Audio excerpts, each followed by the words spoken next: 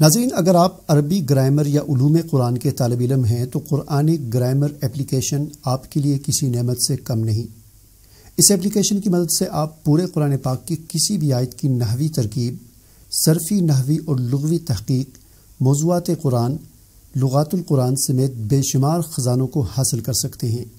اس application کا link video کی description میں موجود ہے۔ السلام علیکم ورحمۃ اللہ وبرکاتہ۔ میں ہوں عبدالوہاب اور آپ دیکھ رہے ہیں نکتہ گائیڈنس چینل۔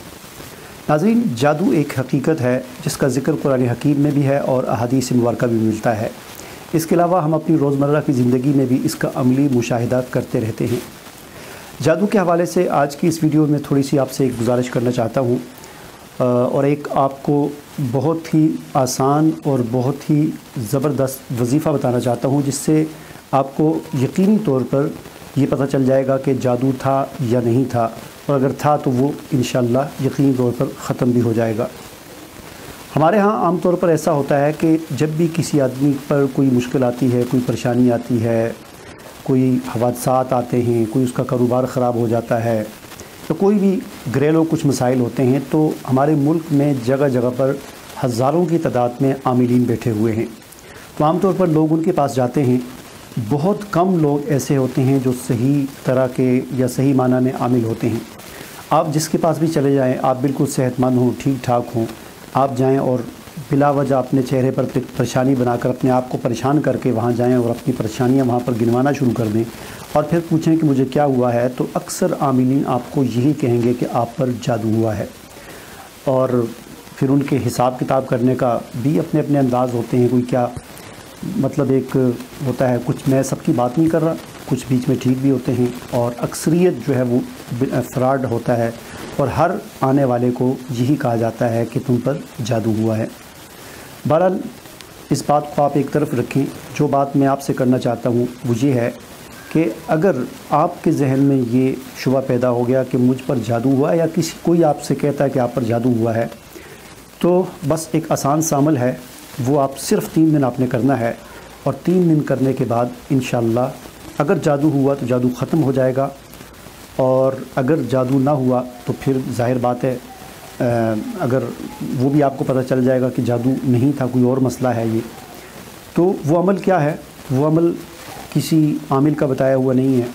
کسی پیر کا بتایا ہوا نہیں ہے، بلکہ امام الانبیاء حضور علیہ الصلاۃ والسلام کا پریکٹیکلی عملی طور پر اختیار کیا ہوا ایک عمل اور ایک وظیفہ ہے۔ آپ جانتے ہیں کہ قرآن حکیم کی جو آخری 2 صورتیں ہیں، سورۃ الفلق اور سورۃ الناس، ان کے شان نزول کے حوالے سے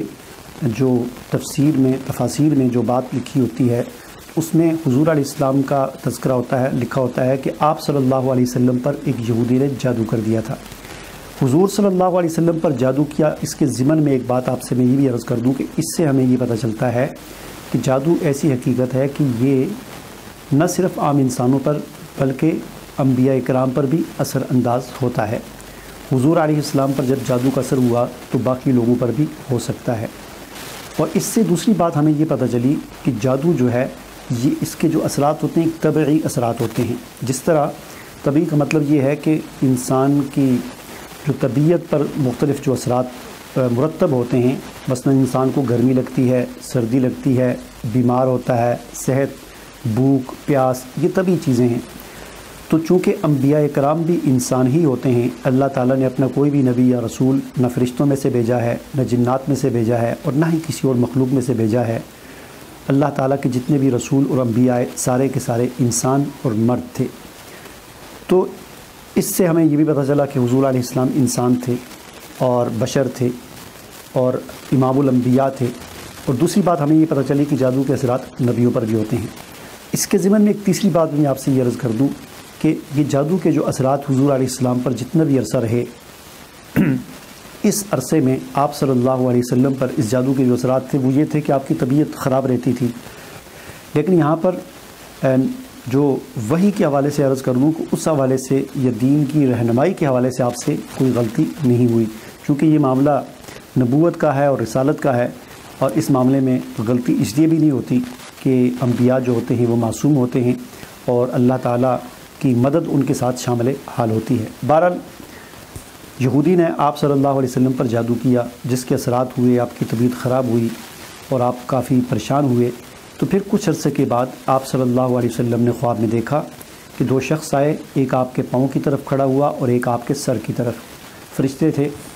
تو انہوں نے آپس میں سوال کرنا شروع کر دیے۔ ایک نے کہا کہ اس شخص کو کیا ہوا ہے، دوسرے نے کہا کہ ان پر جادو ہوا ہے۔ پھر اس نے پوچھا کس نے کیا ہے، اس نے نام لیا، فلاں یہودی نے کیا ہے، جو اصل میں یہودی تھا اور بظاہر وہ منافق یعنی مسلمان بنا ہوا تھا، منافق تھا۔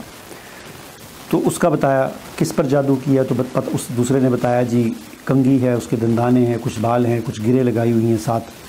وہ فلاں جگہ پر ایک کنواں ہے، اس کے بیچ میں پتھر کے نیچے اس کنگھی کو، اس بالوں کو یا اس گریں جو لگائی ہوئی ہیں ان کو وہاں پر دبا کے رکھا ہوا ہے۔ چنانچہ حضور علیہ السلام بیدار ہوئے تو آپ نے یہ خواب سنائی، صحابہ کرام کو بھیجا، انہوں نے جا کر اس کنویں میں تلاش کیا، پتھر کے نیچے سے وہ چیزیں ملی، تو ان 7 گروں کو آپ نے کھولا۔ پرن اس میں یہ بھی بتایا گیا کہ یہ سورۃ الفلق اور سورۃ الناس جو ہیں ان کو آپ صلی اللہ علیہ وسلم پڑھتے تھے اور ان گروں کو کھولتے جاتے تھے، اور جو ہی وہ 7 گریں کھلیں تو آپ صلی اللہ علیہ وسلم پر وہ جادو کے جو اثرات تھے وہ ختم ہو گئے۔ اب یہاں پر میں آپ سے یہ عرض کرنا چاہتا ہوں کہ اگر آپ کو اپنے بارے میں شک ہے کہ آپ پر جادو ہے، یا کسی نے آپ کو کہا ہے کہ آپ پر جادو ہے، بعض اوقات ایسا بھی ہوتا ہے کہ جادو نہیں ہوتا، تو یہاں بلا وجہ لوگوں کو شک میں ڈال دیتے ہیں، پریشان کر دیتے ہیں، اور وہ پھر سوچتے رہتے ہیں کہ ہم پر جادو ہے، ہم پر جادو ہے۔ آسان سا عمل ہے، آپ 3 دن تک صبح اور شام 100 مرتبہ سورۃ الفلق اور سورۃ الناس کو پڑھیں۔ 100 مرتبہ صبح سورۃ الفلق اور سورۃ الناس پڑھیں اور 100 مرتبہ شام کو پڑھیں۔ صرف 3 دن آپ نے یہ عمل کرنا ہے، انشاءاللہ اگر آپ پر جادو ہوا تو 3 دن بعد وہ جادو ٹوٹ جائے گا، ختم ہو جائے گا۔ اور اگر آپ یہ چاہتے ہیں کہ جس نے آپ پر جادو کیا ہے اس کا حملہ الٹا اس پر ہو جائے، تو پھر اس کے ساتھ آپ ایک اور چیز کا اضافہ کر دیں، وہ یہ ہے یا ممیتو، یا ممیتو، اے یعنی اللہ کے ناموں میں سے ہے کہ اے موت دینے والے، یا ممیتو۔ تو یہ 500 مرتبہ یہ بھی آپ صبح اور شام پڑھیں، 3 دن آپ پڑھیں، تو جس نے جادو کیا ہوگا یا اس طرح کے کچھ آپ پر اثرات کیے ہوں گے تو اللہ کے فضل و کرم سے الٹا اس پر اس کا حملہ ہو جائے گا، اور وہ جو آپ کے ساتھ کرنا چاہتا تھا وہ اس کے ساتھ ہو جائے گا۔ تو اگر جادو نہ ہوا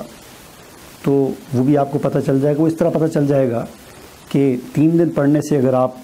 پر جو کیفیت طاری ہے وہ کیفیت ختم نہیں ہو رہی، آپ کی طبیعت خراب ہے یا جو بھی مسئلہ ہے وہ کیفیت ختم نہیں ہو رہی، تو آپ نے 3 دن پڑھا، تو پھر اس کا مطلب یہ ہوگا کہ جادو نہیں ہے، یہ پھر آپ کی بیماری ہے کوئی جس کا آپ کسی حکیم صاحب سے یا کسی ڈاکٹر سے یا کسی ہسپتال سے آپ علاج کروائیں۔ امید ہے آپ کو میری یہ ویڈیو پسند آئی ہوگی، میرے لیے دعا کریں، اللہ تعالیٰ مجھے بھی صحت عافیت عطا فرمائے، میں بھی کافی 1-2 مہینے سے بیمار ہوں، مجھے اجازت دیجیے، اللہ حافظ۔